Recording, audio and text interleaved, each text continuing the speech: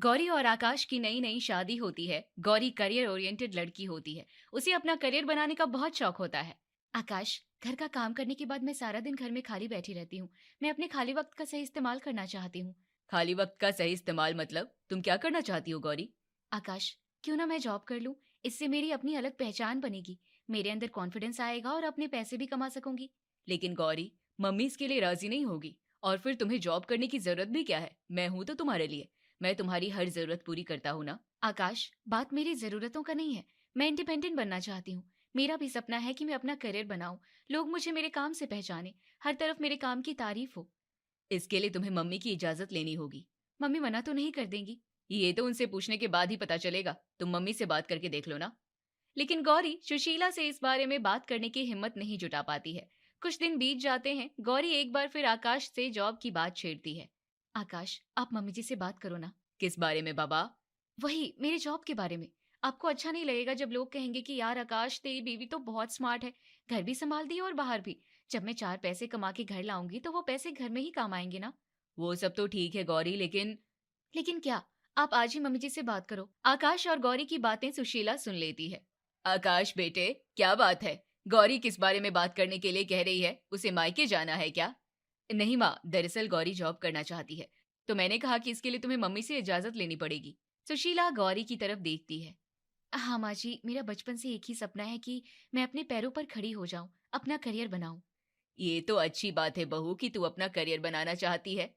सच माँ जी, तो मैं जॉब ढूंढना शुरू कर दूं? तुझे जॉब ढूंढने की क्या जरूरत है? तू इतना सज सवर कर रहती है, तू पार्लर का काम क्यों नहीं कर लेती? कहीं जॉब ढूंढने से अच्छा होगा तू अपना खुद का काम स्टार्ट कर। पार्लर का काम? हमारा बाहर वाला कमरा खाली ही तो रहता है। उसमें तेरे लिए पार्लर का सेट लगवा देती हूँ, तू आराम से अपना पार्लर चलाना। हाँ, वो कमरा बड़ा भी है। उसमें एक ब्यूटी पार्लर तो चल ही सकता है। घर बैठे बैठे कमाई भी हो जाएगी। ठीक है माँ जी, मैं पार्लर का काम शुरू कर दूंगी। आकाश बेटे, बाहर वाले कमरे में कल ही पार्लर का सेट लगवा दे और एक बोर्ड भी बनवा देना। भाई, पार्लर का बोर्ड देखकर तो महिलाएं आएंगी। ठीक है माँ। दूसरे दिन आकाश घर के आगे वाले कमरे में पार्लर का सेट लगवा देता है और कमरे के बाहर एक बोर्ड टंगवा देता है जिस पर लिखा था Gauri beauty parlour. Gauri beauty parlour चलाने लगती है। पार्लर में मोहल्ले की औरतें आने लगती हैं। गौरी बहू, तूने अपना पार्लर खोल लिया, बहुत अच्छा किया। अब हमें फेशियल कराने के लिए ज्यादा दूर नहीं जाना पड़ेगा। जी आंटी जी, कुछ कराना था आपको? हाँ, देखना मेरी स्किन पर कितनी टैनिंग हो रही है, इसका कुछ इलाज कर। आंटी जी, क्लीनिंग से आपके फेस की टैनिंग बिल्कुल ठीक हो जाएगी और फेशियल से आपके चेहरे पर ग्लो आ जाएगा। ठीक है, तू क्लीनिंग कर दे। फेशियल कौन सा करेगी? आंटी जी, फ्रूट फेशियल कर दूं? नहीं, तू मेरे फेस पे गोल्ड फेशियल कर दे। वो क्या है ना कि परसों मुझे एक शादी में जाना है। तेरे अंकल के दोस्त के बेटे की शादी है। मैं चाहती हूँ शादी में मैं बिल्कुल दुल्हन की तरह दिखूं, सब लोग मुझे ही देखें। अ, ठीक है आंटी जी। गौरी सारिका के फेस पर क्लींजिंग और फेशियल करने लगती है। थोड़ी देर बाद वहां मोहल्ले की एक और आंटी आती है जिसका नाम होता है नीता। अरे सारिका, तू यहाँ फेशियल करा रही है और मैं तुझे पूरे मोहल्ले में ढूंढ रही हूँ। क्या बात हो गई? मोहल्ले में सब ठीक तो है ना? अरे सब कहाँ ठीक है, हमारी नजर जरा सी हटी और मोहल्ले में दुर्घटना घटी। क्या बात कर रही है तू? किसी को चोट तो नहीं आई? अरे सारिका, तू भी ना क्यों भोली बनने की कोशिश कर रही है? तू तो ऐसे बात कर रही है जैसे तुझे कुछ पता ही नहीं। तूने कुछ सुना नहीं क्या? मुझे सच में कुछ नहीं पता, तू बता ना क्या बात है। मिसेस शर्मा का बेटा है ना राहुल? हाँ हाँ, क्या हुआ राहुल को?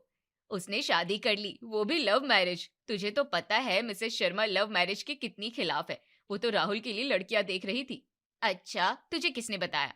अरे मुझे किसने बताना है? मेरा घर और मिसेस शर्मा का घर बिल्कुल आमने सामने है। मैं तो उनके घर पर पूरी कड़ी नजर रखती हूँ। उनके घर का सारा हिसाब किताब सिर्फ मैं जानती हूँ। तो उनके घर के बारे में कुछ भी पूछ, मैं सब बता दूंगी। अच्छा, लेकिन राहुल ने शादी कब की? परसों आधी रात वो घर आया। उसके साथ एक लड़की थी। दोनों ने गले में वरमाला पहनी हुई थी। शायद राहुल ने कोर्ट मैरिज कर ली है। उस दिन से मिसेस शर्मा के घर से कोई भी बाहर नहीं निकला। अरे, अब इसमें इतना क्या शर्माना? बेटे ने शादी कर ली तो कर ली। हम तो तब कुछ कहेंगे जब हमें शादी की दावत नहीं मिलेगी। हमें दावत दे दो, हम अपना मुंह बंद रखेंगे।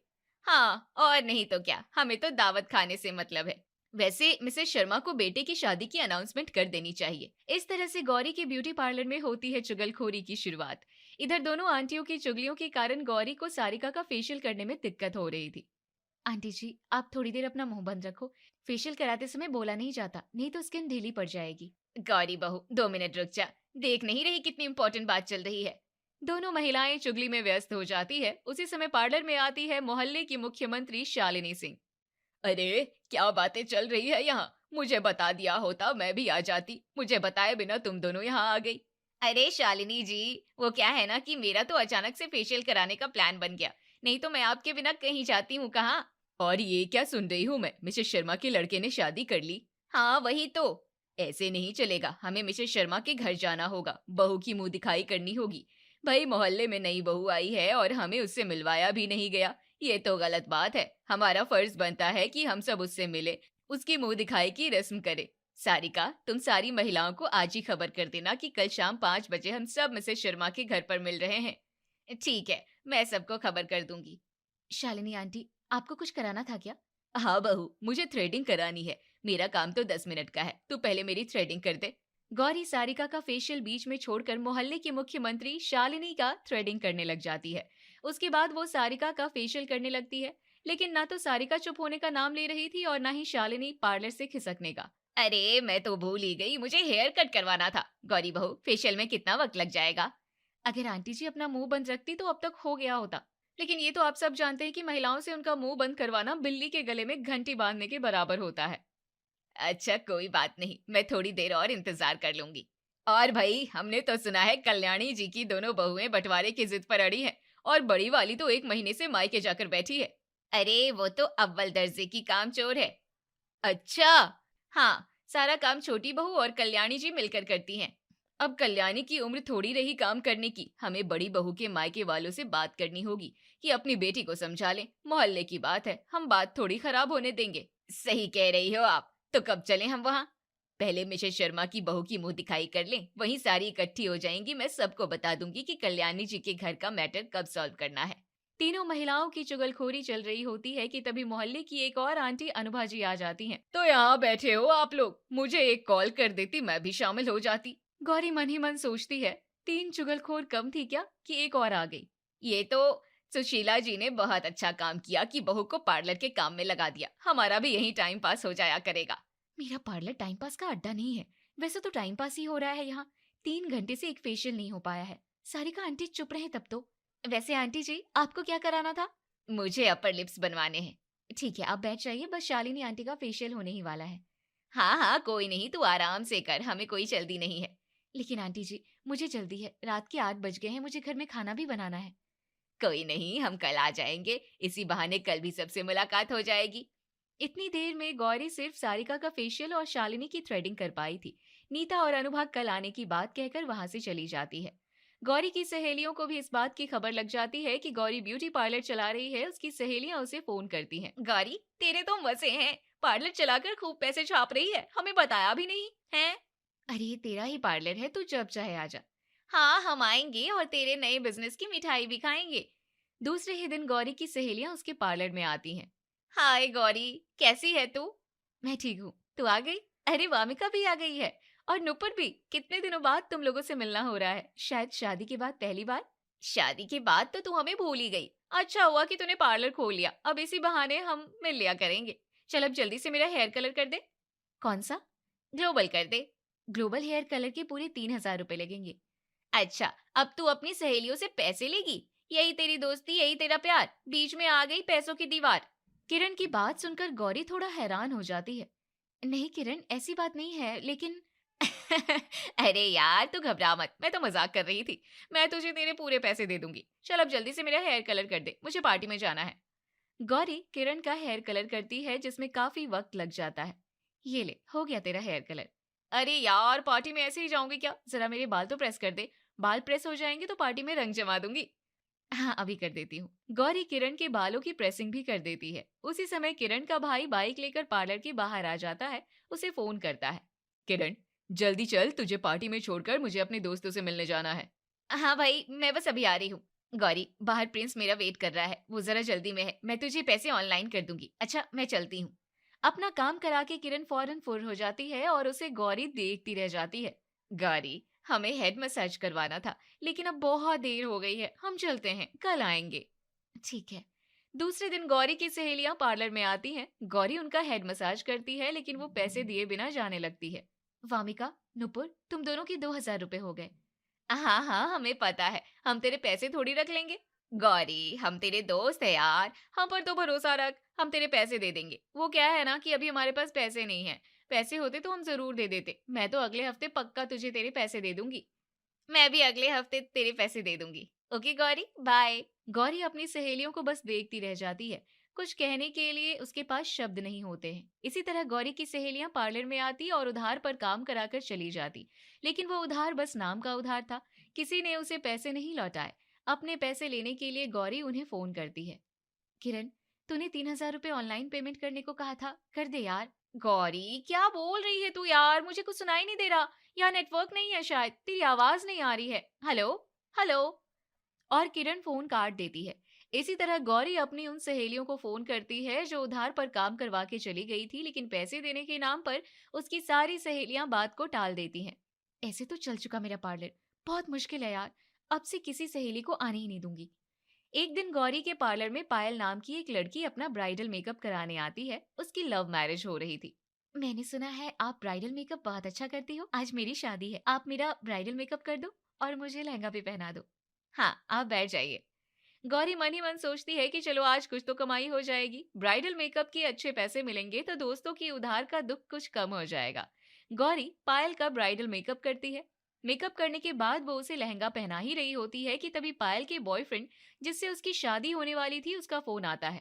पायल, तुम्हारा मेकअप हो गया? हाँ, मेकअप तो हो गया, अब लहंगा पहन रही हूँ। तुमने अपनी आंखों में कट क्रीज मेकअप कराया है ना? सुशांत, तुमने क्लासिक स्मोकी आई कराने के लिए कहा था।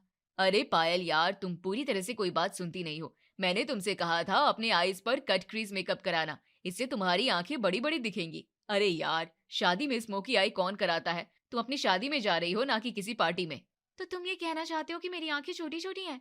अब तो जो है वो है, इसमें कहने की क्या जरूरत है। एक तो तुम्हारी आंखें छोटी छोटी हैं, उस पर से तुमने आई मेकअप भी ठीक से नहीं कराया, सारा मूड खराब कर दिया। अब सारे लोग क्या कहेंगे? पायल गुस्से में सुशांत का फोन काट देती है और गौरी से लड़ने लगती है। आपने मेरी आंखों में गलत मेकअप कर दिया। मैंने गलत क्या किया? आपने स्मोकी आई करने के लिए कहा था। आप तो ब्यूटी पार्लर चलाती हो, आपको तो पता होना चाहिए कि ब्राइडल मेकअप में आई का मेकअप कौन सा होना चाहिए। आपकी वजह से मेरा बॉयफ्रेंड नाराज हो गया है, कहीं मेरी शादी ही ना टूट जाए। पायल गुस्से में बिना पैसे दिए वहां से चली जाती है। कुछ दिन के बाद जैसे ही गौरी थोड़ा कूल होने की कोशिश करती है, तभी वो फंस जाती है मोहल्ले की आंटियों के बीच, जिन्होंने उसके पार्लर को चुगली का अड्डा बना लिया था। गौरी के पार्लर में आती है मोहल्ले की मुख्यमंत्री शालिनी सिंह। गौरी बहू, कैसी है तू? नमस्ते आंटी जी, मैं ठीक हूँ, बताइए क्या कराना है। गौरी बहू, जरा मेरे नेल आर्ट बना दे। ठीक है आंटी जी, आप बैठ जाइए। गौरी शालिनी का नेल आर्ट बनाना शुरू करती है, लेकिन धीरे धीरे पार्लर में मोहल्ले की महिलाओं का जमवड़ा लगना शुरू हो जाता है। अरे शालिनी जी, आप यहाँ बैठी हो, मुझे आपको कुछ जरूरी बात बतानी थी। कौन सी जरूरी बात? रुक जाओ, सरिता और अनुभा जी आ ही रही हैं, उन्हें आने दो, फिर बताती हूँ। थोड़ी देर में सरिता और अनुभा भी वहीं आ जाती है और फिर शुरू हो जाता है चुगलियों का दौर। शालिनी जी, आपको पता है कल सुमन जी के घर से बहुत आवाजें आ रही थी, जैसे लड़ाई हो रही हो। अरे उन्होंने तो मोहल्ले का माहौल खराब कर दिया है। पति पत्नी रोज कुत्ते बिल्ली की तरह लड़ते हैं, बड़ा परेशान परिवार है। मैंने तो देखा कि उनके घर कल पुलिस भी आई थी, कोई बड़ी बात हुई है शायद। लेकिन कल किस बात पर लड़ाई हुई? अरे मैं बताती हूँ, बड़ी इंटरेस्टिंग बात है, लेकिन पहले कुछ खाने पीने को मंगा लेते हैं, गप्पे भी हो जाएंगी और नाश्ता भी। अनुभा अपने बेटे को फोन करती है। राहुल, जरा नुक्कड़ पर से 1 दर्जन समोसे और कोल्ड ड्रिंक्स ले आ। थोड़ी देर में राहुल नुक्कड़ पर से समोसे और कोल्ड ड्रिंक्स लेकर आता है। सारी महिला मंडली गौरी के पार्लर में कोल्ड ड्रिंक्स और समोसे के साथ जमकर चुगली करती है। काम ढेले भर का नहीं हुआ और मेरे पार्लर में गंदगी और फैला दी। ऐसा ही चलता रहा तो मेरा पार्लर बंद होने में ज्यादा वक्त नहीं लगेगा। गौरी घर के सदस्यों से डिस्कस करती है। आकाश, मैंने पार्लर तो खोल लिया, लेकिन कमाई कुछ नहीं हो रही है। मेरी सहेलियों ने उधार पर काम करा लिया और आज तक पैसे नहीं चुकाए। मोहल्ले की सारी महिलाएं मेरे पार्लर में आकर चुगलियां करती हैं। उन्होंने तो मेरे पार्लर को चुगली पॉइंट बना लिया है। मैं ये पार्लर अब और नहीं चला सकती। अरे तू पागल है क्या? ये तो और अच्छी बात है। तू सोच, अगर हम अपने पार्लर के सामने चाय और समोसे की ठेली लगवा लेते हैं तो उन्हें नुक्कड़ से नाश्ता नहीं मंगवाना पड़ेगा। तेरे पार्लर के सामने ही उन्हें चाय, कोल्ड ड्रिंक्स और नाश्ता भी मिल जाएगा। तेरा पार्लर और चलेगा। इसे कहते हैं बिजनेस माइंड। हम इससे अपना बिजनेस बढ़ाएंगे, तेरे पार्लर में ज्यादा से ज्यादा महिलाएं आएंगी और तेरा पार्लर का काम बढ़िया चलेगा। आकाश गौरी के पार्लर के सामने चाय नाश्ते की ढेली लगवा देता है, लेकिन इससे गौरी का काम तो ज्यादा नहीं चलता, बल्कि महिलाओं की किटी पार्टियां भी पार्लर में ही होने लगती है। ये सब देखते हुए पार्लर चलाने का काम गौरी की साथ सुशीला को दिया जाता है। माँ, ऐसा करो, गले पर तुम बैठना शुरू कर दो, कोई उधार पर काम करा के नहीं जाना चाहिए।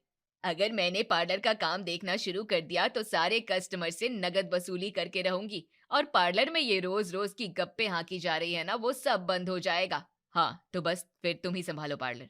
दूसरे दिन से सुशीला पार्लर के गल्ले पर बैठना शुरू कर देती है। पार्लर में आने जाने वाले हर कस्टमर पर सुशीला की पैनी नजर होती है, लेकिन जैसे ही सुशीला की सहेलियों को इस बात का पता लगता है, एक एक करके वो पार्लर आने लगती है। अरे सुशीला, तूने पार्लर का काम शुरू कर दिया?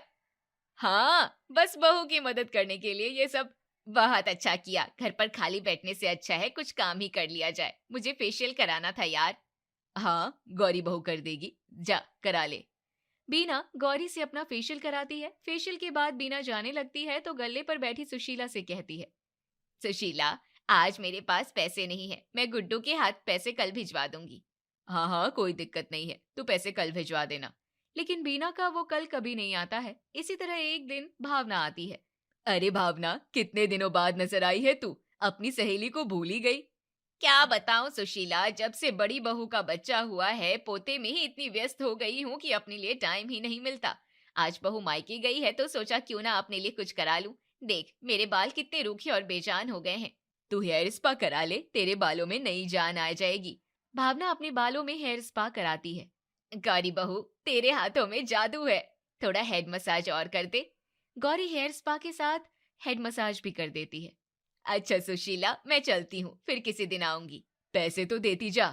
अरे पैसे भी दे दूंगी यार, अभी उधारी कर ले, मैं कौन सा भागी जा रही हूँ। अगले हफ्ते आऊंगी ना, तब पैसे लेकर आऊंगी।